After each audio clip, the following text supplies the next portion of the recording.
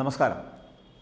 സിദ്ധാർത്ഥൻ്റെ ക്രൂരമരണത്തിൻ്റെ അതായത് ഈ കൊലപാതകത്തിൻ്റെ ഗന്ധം മാറും മുൻപ് വയനാട് പൂക്കോട് വെറ്റിനറി സർവകലാശാല വിദ്യാർത്ഥി സിദ്ധാർത്ഥൻ്റെ മരണത്തിൽ CBI അന്വേഷണം വൈകിയതിന് സസ്പെൻഡ് ചെയ്ത 3 ഉദ്യോഗസ്ഥരെ തിരിച്ചെടുത്തിരിക്കുന്നു. അതുപോലെ കേസിൽ പ്രതിയായിട്ടുള്ള കോളേജ് യൂണിയൻ ചെയർമാനായിട്ടുള്ള പൂക്കോട് വെറ്റിനറി കോളേജിലെ തന്നെ അവസാന വർഷ വിദ്യാർത്ഥിയായിട്ടുള്ള അരുൺ ജാമ്യാപേക്ഷയുമായി കേരള ഹൈക്കോടതിയെ സമീപിക്കുകയും ചെയ്തിരിക്കുന്നു. കേസിൽ പ്രതികളുടെ സ്വാഭാവിക ജാമ്യം തടയാൻ CBI ആദ്യഘട്ട കുറ്റപത്രം നൽകിയിട്ടുണ്ട്.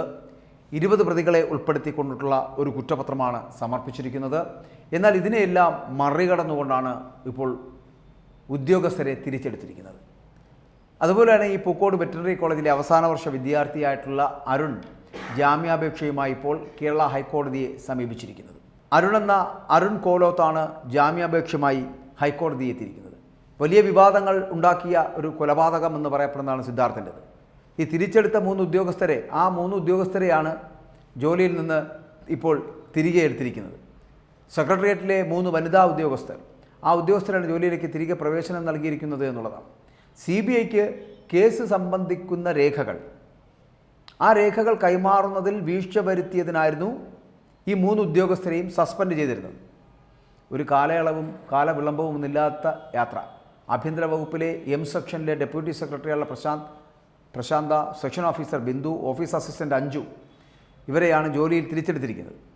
പിരിച്ചുവിട്ടത് ഈ പറയുന്നത് പോലെ ഫെബ്രുവരി 18-നാണ് സിദ്ധാർത്ഥനെ സർവകലാശാല ഹോസ്റ്റലിലെ ശുചിമുറിയിൽ മരിച്ച നിലയിൽ കണ്ടെത്തിയത് എന്നുള്ളതാണ്. അതിനുശേഷം പലപ്പോഴും അതുമായി ബന്ധപ്പെട്ട് പല വാർത്തകൾ വന്നിട്ടുണ്ട്. ജാമ്യം തേടിയിട്ടുള്ള അരുണിൻ്റെ യാത്രയും, അരുണെന്ന് പറയപ്പെടുന്ന ഇപ്പോൾ ഈ യൂണിയനുമായി ബന്ധപ്പെട്ട് വരുന്ന വിഷയം, അയാൾ ഹൈക്കോടതിയെ സമീപിക്കുകയാണ്. താൻ കോളേജ് യൂണിയൻ ചെയർമാനാണ് എന്നും അതിനാൽ തന്നെ തെറ്റായി കേസിൽ ചേർക്കപ്പെടുകയായിരുന്നു എന്നുള്ള ഒരു വാദവുമായിട്ട് അരുണും ഇപ്പോൾ കോടതിയിലേക്ക് എത്തുകയാണ്. സിദ്ധാർത്ഥൻ ജീവിതം അവസാനിപ്പിക്കുന്നതിന് കാരണമായിട്ടുള്ള ഒരു തെറ്റും താൻ ചെയ്തിട്ടില്ല എന്നാണ് അരുൺ കോലത്ത് എന്ന് പറയപ്പെടുന്ന വ്യക്തി വാദിക്കുന്നത്. ഫെബ്രുവരി 16, 17 തീയതികൾ നടന്ന ഒരു സ്പോർട്സ് മീറ്റ് ഉണ്ടായിരുന്നു. ആ സ്പോർട്സ് മീറ്റിൻ്റെ തിരക്കിലായിരുന്നു താനെന്നാണ് അരുൺ ജാമ്യഹർജിയിൽ പറയുന്നത്. മുഖ്യമന്ത്രിയുടെ പരിപാടിയുമായി താൻ തിരക്കിലായിരുന്നുവെന്നും നന്നായി പഠിച്ചിരുന്ന ആളാണെന്നുമാണ് ഈ അരുൺ എന്ന് പറയപ്പെടുന്ന ചെയർമാൻ്റെ വാദം. പക്ഷേ ഇതിലൊന്നുമല്ല. സിദ്ധാർത്ഥൻ്റെ ക്രൂര മരണത്തിലേക്ക് തള്ളിവിടപ്പെടുന്ന ഒരു സാഹചര്യം ഉണ്ടായിട്ടും അതിൻ്റെ ഗന്ധം മാറുന്ന മുമ്പ്, ക്രൂരമരണത്തിൻ്റെ അല്ലെങ്കിൽ ആ കൊലപാതകത്തിൻ്റെ ഗന്ധം മാറും മുമ്പാണിപ്പോൾ വയനാട്ടിലുള്ള പൂക്കോട് സർവകലാശാലയിൽ CBI അന്വേഷണം വൈകിപ്പിച്ചതിൻ്റെ പേരിൽ 3 ഉദ്യോഗസ്ഥരെ സസ്പെൻഡ് ചെയ്യുന്ന ആ രീതി മറികടന്നുള്ള അവരെ ഇപ്പോൾ തിരിച്ചെടുത്തിരിക്കുന്ന ഒരു സ്ഥിതി, 3 ഉദ്യോഗസ്ഥരെയും തിരിച്ചെടുത്തിരിക്കുന്നു. ഇവിടെ എന്ത് നടക്കുമെന്നുള്ളതാണ്.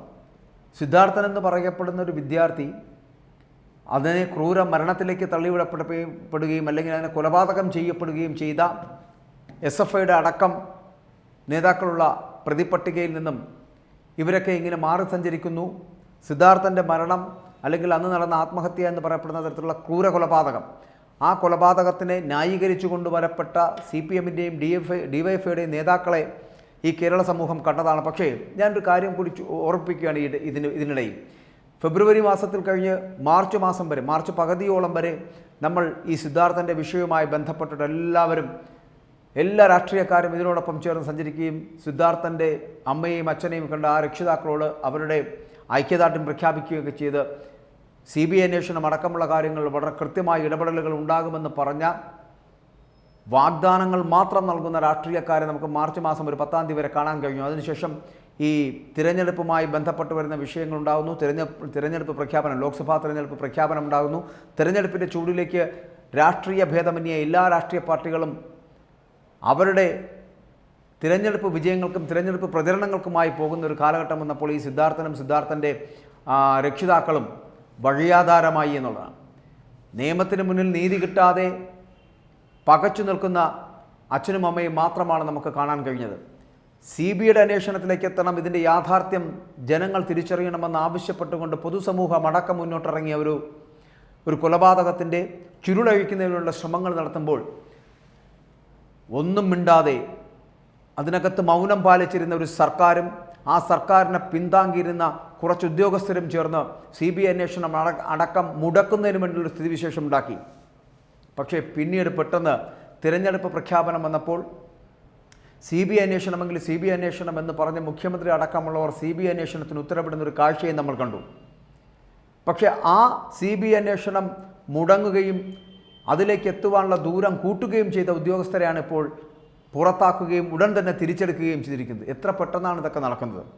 രാഷ്ട്രീയ സ്വാധീനമുള്ളവർക്ക് എത്രയും പെട്ടെന്ന് മടങ്ങി വരാൻ കഴിയുന്ന ഒരു മേഖല തന്നെയാണ് ഈ പുറത്താക്കലും തിരിച്ചെടുക്കലും എന്ന് പറയപ്പെടുന്നത്.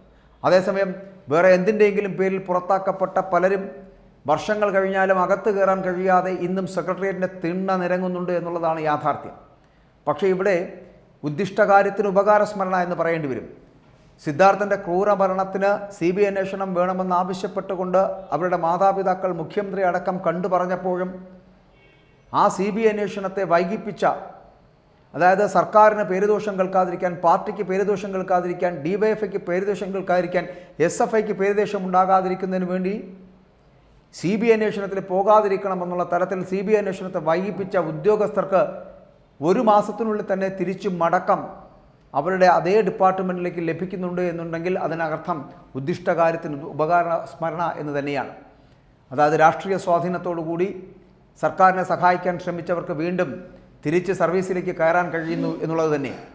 അപ്പോൾ നമ്മൾ മനസ്സിലാക്കേണ്ടത് എത്ര മാത്രമേ ഉള്ളൂ, രാഷ്ട്രീയക്കാരുടെ ഇടപെടലുകൾ കൊണ്ട് തന്നെയാണ് ക്രൂരമർദ്ദനമോ കൊലപാതകമോ ഏത് തരത്തിലുള്ള സ്ഥിതിവിശേഷമുണ്ടായാലും ഒരാൾക്കും നീതി ലഭിക്കാത്തൊരു സാഹചര്യം നമ്മുടെ സംസ്ഥാനത്തുണ്ടാകുന്നു എന്നുള്ളത് വസ്തുതയാണ്.